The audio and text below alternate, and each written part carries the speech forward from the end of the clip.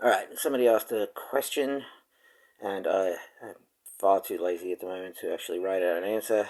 I've just come back from walking the dog in the hot sun, and he likes to catch balls for like an hour.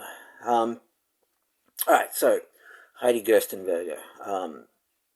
I read a piece of hers in one of the early open Marxism collections.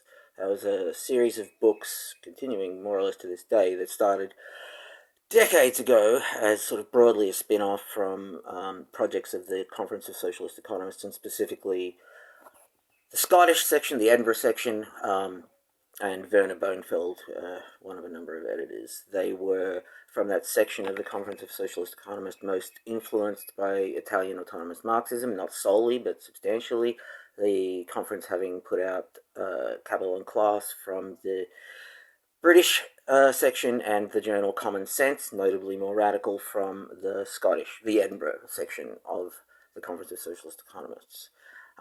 The networks involved in that, and the international networks of largely, but not solely, academic Marxism of that variety, were the sort of key participants. Other influences were the Dutch-German left communists. The first issue of Capital and Class had a piece by Anton Pannekoek.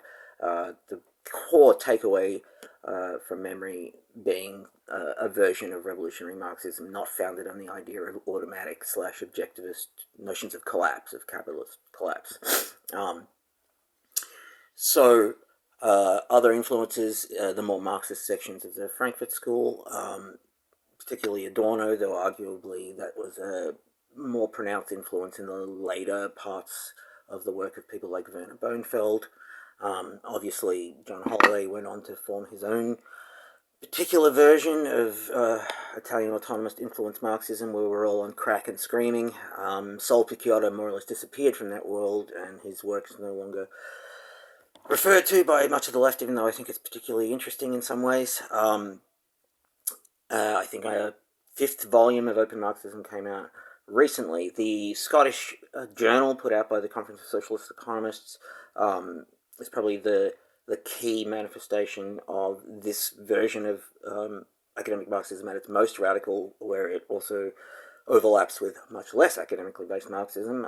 That journal was in some ways not only an attempt at a more popular articulation of that, but also an engagement with what was, I guess, broadly the hegemonic form of Marxism in Britain at the time, which is to say, from like they were anti-Leninist, and they were also opposed very much to how they understood Gramscian politics, whether in its Leninist supposed appropriations or the Italian Communist Party's pseudo-social democratic Euro-communist versions, or the neo-Gramscian international relations version. They're really quite distinct from both, which is why I think you probably won't see from any of the remaining people a great deal of enthusiasm for the current "Isn't Stuart Hall wonderful in his analysis politics," because of his association with the right-wing Euro-communist faction of the Communist Party in those years, and the Common Sense Journal articulating itself as an ongoing critique of that political agenda and its limits.